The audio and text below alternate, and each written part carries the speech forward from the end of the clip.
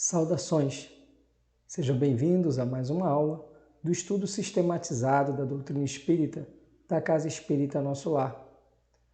Hoje conversaremos sobre o módulo 8, a evolução do pensamento religioso, roteiro 5, a revelação espírita. Vamos iniciar o nosso estudo vendo alguns questionamentos que Kardec apresenta. Pode o espiritismo ser considerado uma revelação? Neste caso, qual o seu caráter? Em que se funda a sua autenticidade? A quem e de que maneira foi ela feita? É a doutrina espírita uma revelação no sentido teológico da palavra, ou por outra é no seu todo, o produto do ensino oculto vindo do alto? É absoluta ou suscetível de modificações? Trazendo aos homens a verdade integral, a revelação não teria por efeito impedi-los de fazer uso das suas faculdades, pois que lhes pouparia o trabalho da investigação? Qual a autoridade do ensino dos espíritos, se eles não são infalíveis e superiores à humanidade? Qual a utilidade da moral que pregam, se essa moral não é diversa da do Cristo, já conhecida? Quais as verdades novas que eles nos trazem? Precisará o homem de uma revelação? E não poderá achar em si mesmo e em sua consciência tudo quanto é mister para se conduzir na vida? Definamos primeiro o sentido da palavra revelação. Revelar, do latim revelare, cuja raiz velum, véu, significa literalmente sair de sob o véu, e figuradamente descobrir, dar a conhecer uma coisa secreta ou desconhecida. Em sua acepção vulgar mais genérica, essa palavra se emprega a respeito de qualquer coisa ignota que é divulgada, de qualquer ideia nova que nos põe ao corrente do que não sabíamos.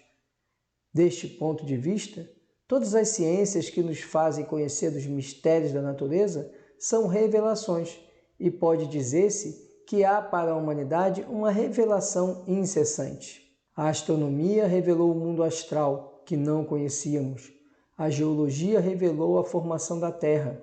A química, a lei das afinidades. A fisiologia, as funções do organismo, etc. Copérnico, Galileu, Newton, Laplace, Lavoisier foram reveladores. Esse início do nosso estudo, Kardec ele faz uma reflexão sobre essa questão do espiritismo ser ou não uma revelação. Então ele inicia esse item lá na obra Gênese, trazendo questões sobre a natureza de uma revelação e se o espiritismo se enquadraria dentro dessa categoria. E depois ele começa a esmiuçar esses questionamentos, inicialmente buscando a essência, buscando a etimologia da palavra revelação. E diz que revelação é retirar o véu, levantar o véu, ou seja, apresentar ao homem aquilo que antes estava de algum modo oculto.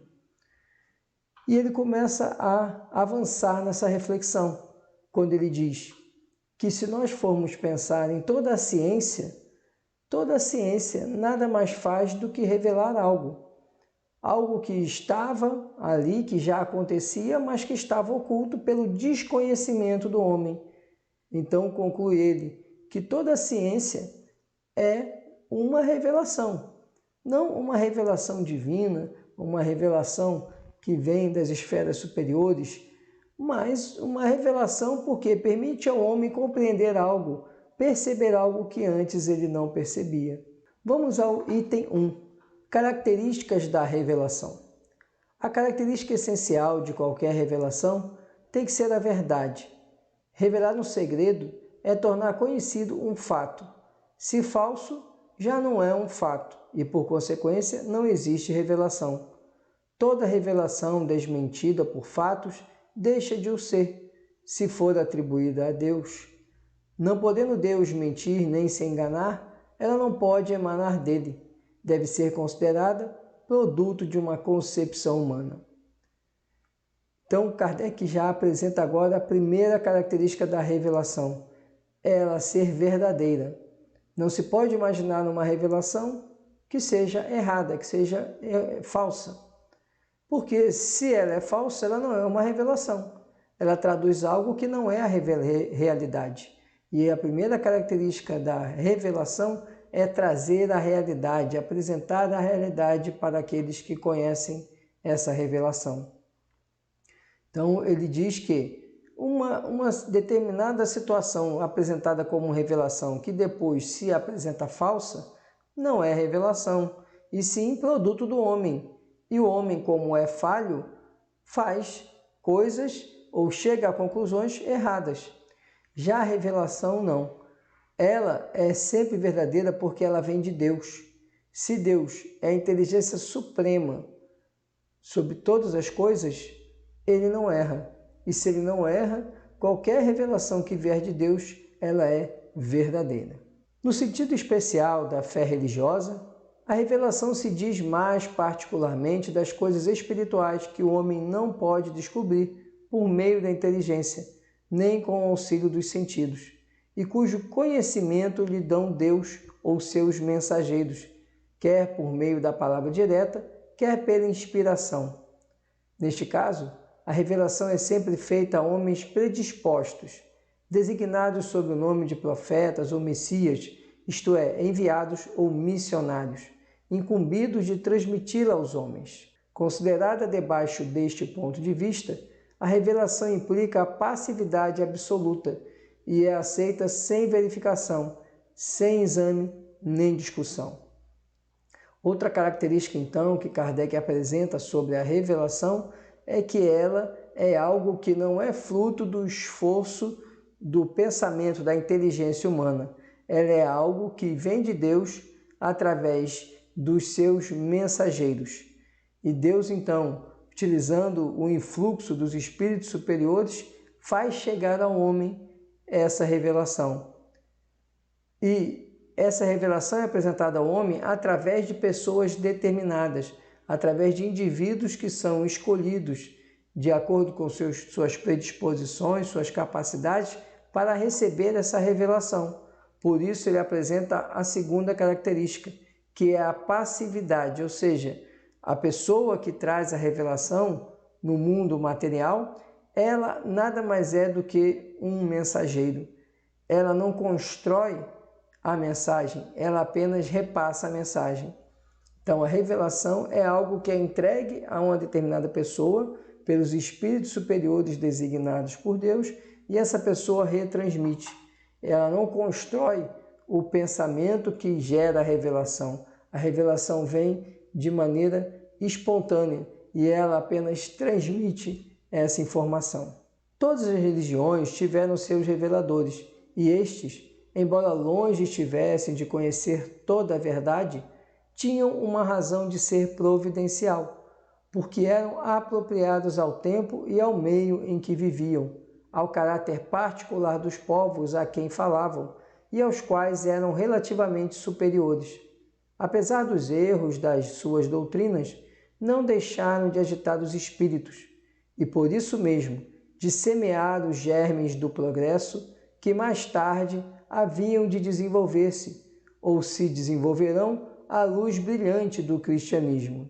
É, pois, injusto se lhes lance anátema em nome da ortodoxia, porque dia virá em que todas essas crenças tão diversas na forma, mas que repousam realmente sobre o mesmo princípio fundamental, Deus e a imortalidade da alma, se fundirão numa grande e vasta unidade, logo que a razão triunfe dos preconceitos.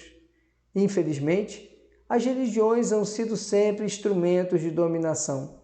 O papel de profeta ha atentado às ambições secundárias e tem-se visto surgir uma multidão de pretensos reveladores ou messias, que, valendo-se do prestígio deste nome, exploram a credulidade em proveito do seu orgulho, da sua ganância ou da sua indolência, achando mais cômodo viver à custa dos iludidos. A religião cristã não pôde evitar esses parasitas. Kardec agora prossegue, fazendo uma ponderação. Ele explica o seguinte: a revelação vem através desses indivíduos que passivamente recebem as orientações das esferas superiores. Entretanto, não se pode esquecer que existem deturpações que o próprio homem causa na mensagem original, que era a revelação. A partir do momento que esses profetas recebem essas informações, começam a agregar a essa revelação concepções que lhes são próprias. E diante da imperfeição do homem, essas concepções próprias e imperfeitas acabam deturpando a essência, a revelação essencial. Isso se deve à questão que Kardec apresenta, a vontade do poder, a sede de poder, de riquezas, que faz com que surjam variantes naquela revelação que era a primordial.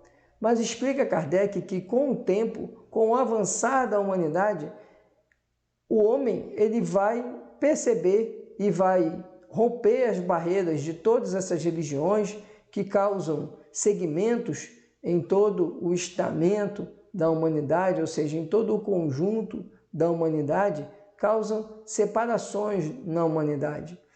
Essas religiões elas vão sucumbir, não sucumbir no sentido de serem destruídas, mas de que elas vão se aglutinar em meio a uma essência única, que é Deus, inteligência suprema e causa primária de todas as coisas. Só os espíritos puros recebem a palavra de Deus com a missão de transmiti-la. Mas sabe-se hoje que nem todos os espíritos são perfeitos e que existem muitos que se apresentam sob falsas aparências. O que levou São João a dizer: não acrediteis em todos os espíritos, vede antes se os espíritos são de Deus. Pode, pois, haver revelações sérias e verdadeiras, como as há apócrifas e mentirosas. O caráter essencial da revelação divina é o da eterna verdade. Toda revelação eivada de erros ou sujeita a modificação não pode emanar de Deus.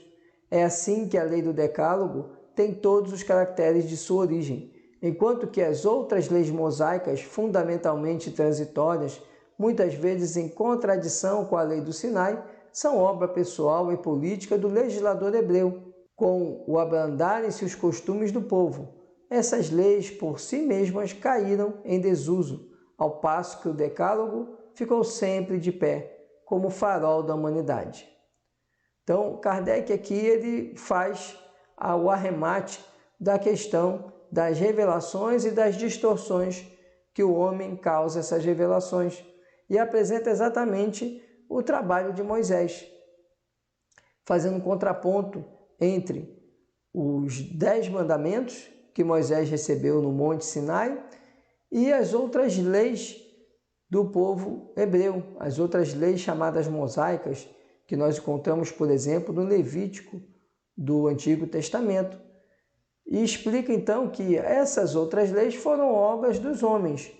Se nós olharmos o Decálogo, os 10 mandamentos, ainda hoje, tudo que está nos 10 mandamentos é perfeitamente aplicável, enquanto as leis ali que estão nos outros livros do Antigo Testamento, como o Levítico, que é o que traz o maior conjunto de leis, são comportamentos que já não têm mais uso, não se justificam mais, dada a evolução da humanidade. O Cristo fez dele o Decálogo, a base do seu edifício, abolindo as outras leis. Se estas fossem obra de Deus, seriam conservadas intactas. O Cristo e Moisés foram os 2 grandes reveladores que mudaram a face ao mundo. E nisso está a prova da sua missão divina. Uma obra puramente humana careceria de tal poder. Kardec então conclui que o Decálogo ele foi obra de uma revelação divina, tanto que até hoje seus regramentos permanecem aplicáveis. E fala do Cristo, que o Cristo ele veio, ele não alterou o Decálogo, ele não afastou a aplicação dos 10 mandamentos, mas ele afastou a aplicação das outras leis humanas para fazer inserir, então, acrescentar aos 10 mandamentos a lei de amor, justiça e caridade que ele veio apresentar. Vamos ao segundo tópico da nossa aula. caráter da revelação espírita. Moisés, como profeta, revelou aos homens a existência de um Deus único, soberano, Senhor e orientador de todas as coisas. Promulgou a lei do Sinai e lançou as bases da verdadeira fé. O Cristo, tomando da antiga lei o que é eterno e divino e rejeitando o que era transitório, puramente disciplinar e de concepção humana, acrescentou a revelação da vida futura, de que Moisés não falara, assim como as das penas e recompensas que aguardam o homem depois da morte. A parte mais importante da revelação do Cristo, no sentido de fonte primária, de pedra angular de toda a sua doutrina, é o ponto de vista inteiramente novo sob que considera ele a divindade. Jesus nos revela um Deus clemente, soberanamente justo e bom, cheio de mansidão e misericórdia, que perdoa ao pecador arrependido e dá a cada um segundo as suas obras. Neste ponto, vamos aprofundar a reflexão a respeito da revelação para compreender a revelação espírita. Temos então, primeiramente, a revelação dada a Moisés, que foram os 10 mandamentos. E Moisés, ele teve um papel fundamental para a humanidade, porque ele veio apresentar ao povo hebreu a ideia de um Deus único. Não só apresentar, mas fixar, mas trazer as bases para que o povo hebreu professasse uma fé na existência de um Deus único. Entretanto, o Deus apresentado por Moisés, e até pelo contexto em que o povo hebreu vivia, que era um povo que precisava de auxílio, de vencer muitos inimigos, era um Deus impiedoso, um Deus batalhador, um Deus da guerra, que era inclemente com os inimigos, inclemente com aqueles que falhavam perante as suas determinações. Mas o importante é que o povo hebreu, recebendo de Moisés essa revelação, compreendeu a existência de um Deus único e compreendeu também ser um povo escolhido. Nesse ponto, devemos fazer uma advertência que muitos, inclusive o próprio Emmanuel, ele alerta que essa questão do povo hebreu ser o povo escolhido teve o ponto negativo de fazer com que esse povo se sentisse como o melhor povo do mundo e por isso encheu o povo hebreu de orgulho. Então, esse ponto está ligado à inferioridade do povo de toda a humanidade. Precisamos lembrar que essas situações ocorreram há quase 5.000 anos atrás. Mas foi importante esse passo, porque até então a humanidade era absolutamente politeísta e tinha o Deus vestido de várias simbologias. O povo hebreu retira todas as simbologias de Deus através exatamente dessa revelação de Moisés, mas reconhece um Deus que é um Deus muito impiedoso, um Deus que podemos até afirmar seria cruel, segundo a concepção da época. Mas vem Cristo. Quando Cristo chega, ele traz uma nova revelação. Como ele veio trazer a lei de amor, ele apresenta um Deus que é o oposto do Deus que era conhecido por Moisés e pelo povo hebreu na época. Era um Deus amoroso, um Deus clemente, um Deus que queria resgatar todos os seus filhos, todas as suas criaturas.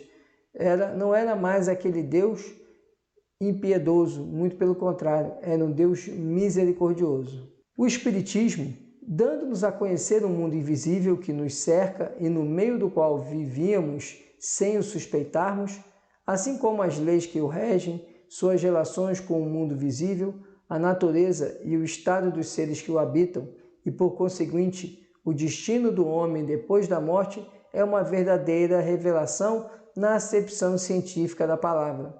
Então agora Kardec diz, olha, o Espiritismo ele veio levantar o véu do mundo invisível, que já sempre existiu. Nós já estudamos em vários módulos do ERJ essa questão que a comunicação com os espíritos não é exclusividade da doutrina espírita.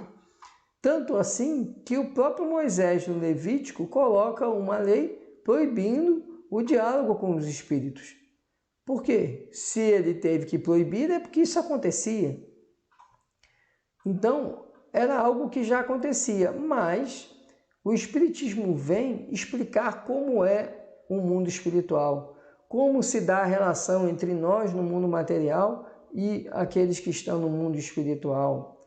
O que acontece com o homem depois da morte? O Espiritismo vem descortinar também, e por isso, então, ele é uma verdadeira revelação. Revelação porque, lembremos das duas características. Primeira revelação é a verdade. Segunda revelação é a passividade de quem recebe. Quem recebeu e recebe as instruções dos espíritos não gera o raciocínio para aquela concepção. Aquela concepção vem de algo que não está nesse plano, vem das esferas superiores. Por sua natureza, a revelação espírita tem duplo caráter. Participa ao mesmo tempo da revelação divina e da revelação científica. Participa da primeira, porque foi providencial o seu aparecimento, e não o resultado da iniciativa nem de um desígnio premeditado do homem, porque os pontos fundamentais da doutrina provêm do ensino que deram os espíritos, encarregados por Deus de esclarecer os homens acerca de coisas que eles ignoravam, que não podiam aprender por si mesmos e que lhes importa conhecer, hoje que estão aptos a compreendê-las. Participa da segunda por não ser desse ensino privilégio de indivíduo algum, mas ministrado a todos do mesmo modo, por não serem os que o transmitem e os que o recebem seres passivos, dispensados do trabalho da observação e da pesquisa, por não renunciarem ao raciocínio e ao livre-arbítrio, porque não lhes é interdito o exame, mas ao contrário, recomendado. Enfim, porque a doutrina não foi ditada completa, nem imposta à crença cega, porque é deduzida pelo trabalho do homem, da observação dos fatos que os espíritos lhe põem sob os olhos e das instruções que lhe dão, instruções que ele estuda, comenta, compara, a fim de tirar ele próprio as ilações e aplicações. Numa palavra, o que caracteriza a revelação espírita é o ser divina à sua origem e da iniciativa dos espíritos, sendo a sua elaboração fruto do trabalho do homem. Então agora Kardec ele chega a outro ponto, ao ponto em que ele vê que a revelação espírita, a revelação da doutrina espírita, ela é sim originada das esferas superiores. E ela é porque, primeiro, atende às duas características da revelação que Kardec apresenta. E também é uma revelação da ótica científica, porque o Espiritismo ele vem com o preceito de que tudo aquilo que é apresentado pelos espíritos ele pode ser testado pelo homem, pode ser confirmado através de procedimentos que são metodologicamente aplicados, como Kardec utilizou sua metodologia, de maneira que a confirmar aquilo que estava aparecendo como uma revelação. Então, por isso que ele diz que é uma revelação tanto de ordem espiritual como de ordem também científica. Por isso que o Espiritismo ele também se reveste da condição de uma ciência. Quis Deus que a nova revelação chegasse aos homens por mais rápido caminho e mais autêntico. Incumbiu, pois, os espíritos de levá-la de um polo a outro, manifestando-se por toda parte, sem conferir a ninguém o privilégio de lhes ouvir a palavra. Um homem pode ser ludibriado, pode enganar-se a si mesmo. Já não será assim quando milhões de criaturas veem e ouvem a mesma coisa. Constitui isso uma garantia para cada um e para todos. Então, Kardec agora apresenta um ponto diferente entre a revelação, as outras revelações e a revelação da doutrina dos espíritos, porque os fenômenos mediúnicos, eles explodiram em toda a humanidade, exatamente ali, na segunda metade do século XIX. Teve o fenômeno das mesas girantes, Hydesville, nos Estados Unidos, ou seja, vários fenômenos mediúnicos foram eclodindo em todo o globo terrestre. E com isso, Kardec recebia cartas com mensagens que vinham de outros países da Europa, de países distantes, que não havia esse contato. Naquela época não havia meio de comunicação como telefone, rádio, só havia carta. E ele recebia cartas que vinham de outros locais, que chegavam às vezes 2 meses depois, e que na carta traziam uma mensagem que confirmava uma outra mensagem recebida por Kardec em Paris. Então, ele traz essa percepção que a eclosão do fenômeno mediúnico em toda a Terra, vamos dizer assim, a Terra, mas o fenômeno ele ficou mais característico ali na Europa, até porque chegavam ali as comunicações para Kardec através de carta, e justamente fez com que ele compreendesse que essa revelação ela não era uma revelação dada a uma única pessoa, e sim, essa revelação ela estava espalhada por todo o orbe terrestre. O último caráter da revelação espírita, a ressaltar das condições mesmas em que ela se produz, é que, apoiando-se em fatos, tem que ser, e não pode deixar de ser, essencialmente progressiva, como todas as ciências de observação. Pela sua substância, alia-se a ciência que, sendo a exposição das leis da natureza, com relação a certa ordem de fatos, não pode ser contrária às leis de Deus, autor daquelas leis. As descobertas que a ciência realiza, longe de o rebaixarem, glorificam a Deus. Unicamente destroem o que os homens edificaram sobre as falsas ideias que formaram de Deus. O Espiritismo, pois, não estabelece como princípio absoluto, senão o que se acha evidentemente demonstrado ou o que ressalta logicamente da observação, entendendo com todos os ramos da economia social, aos quais dá o apoio das suas próprias descobertas, assimilará sempre todas as doutrinas progressivas de qualquer ordem que sejam, desde que hajam assumido o estado de verdades práticas e abandonado o domínio da utopia, sem o que ele se suicidaria. Deixando de ser o que é, mentiria à sua origem e ao seu fim providencial. Caminhando de par com o progresso, o Espiritismo jamais será ultrapassado, porque se novas descobertas lhe demonstrassem estar em erro acerca de um ponto qualquer, ele se modificaria nesse ponto. Se uma verdade nova se revelar, ele a aceitará. E agora Kardec vem apresentar outro aspecto importante da revelação espírita. A revelação espírita ela não é consolidada, ela não está fixa, ela é mutável. Por quê? Porque assim como a ciência evolui, a percepção do mundo dos espíritos vai evoluindo. Porque, na verdade, o que avança é a capacidade do homem de compreender aquilo. A ciência evolui porque o homem avança na sua capacidade de compreender determinados fenômenos. E a mesma coisa, Kardec diz, vai acontecer com a doutrina espírita. Fenômenos que, lá em 1850, 1860, não foram explicados a Kardec porque não havia condições ainda de compreensão, hoje já são possíveis de compreensão. Vemos aí a transcomunicação. A transcomunicação é o uso de equipamentos, TV, rádio, para a comunicação com o mundo dos espíritos. Então, a transcomunicação é prova do que Kardec diz, que conforme a ciência evoluir, conforme a compreensão do mundo dos espíritos evoluir, nós também vamos evoluir na compreensão da doutrina espírita.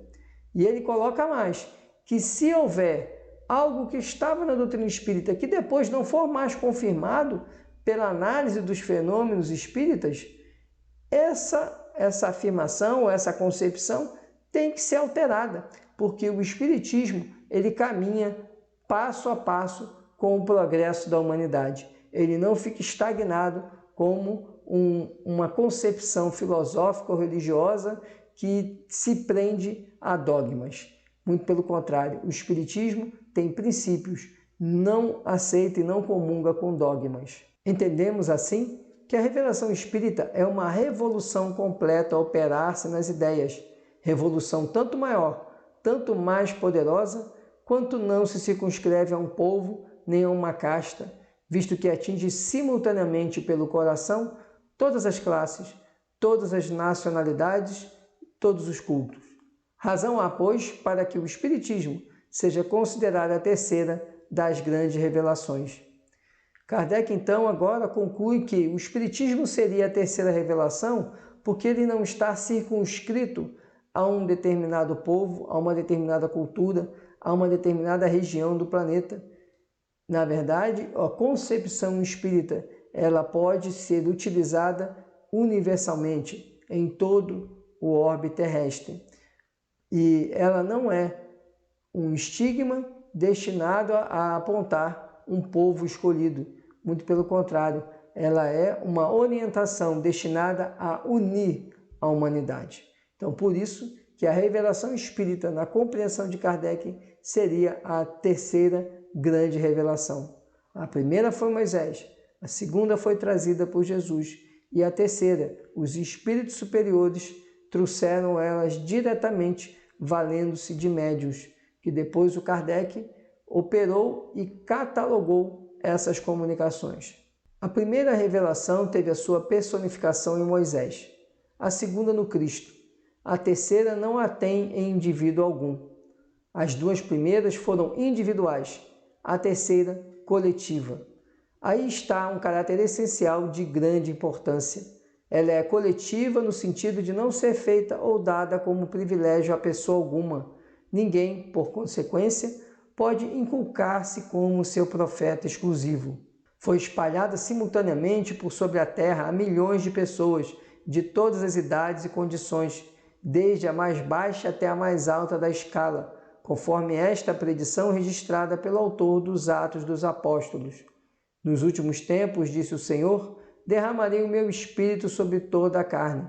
Os vossos filhos e filhas profetizarão, os mancebos terão visões e os velhos sonhos.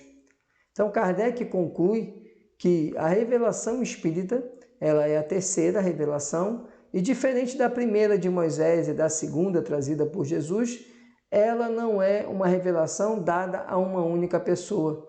Ela vem e se espalha por toda a humanidade, por milhões de pessoas naquela época, na segunda metade do século XIX, que começaram a despertar a mediunidade e começaram a colher comunicações vindas do mundo dos espíritos. E Kardec, então, ele faz uma correlação desse fenômeno com o que está previsto nos Atos dos Apóstolos, onde há ali o anúncio de que nos últimos tempos o Jesus iria derramar o seu espírito sobre toda a carne. E aí é o que nós vemos, os fenômenos mediúnicos eclodindo por todo o orbe terrestre. E precisamos entender que quando se fala nos últimos tempos, está relacionado exatamente ao momento de transição planetária, os últimos tempos de um mundo de provas e expiações, caminhando para um mundo de regeneração. Esse era o conteúdo que tínhamos para estudar nessa aula. Muito obrigado pela atenção e até nossa próxima aula.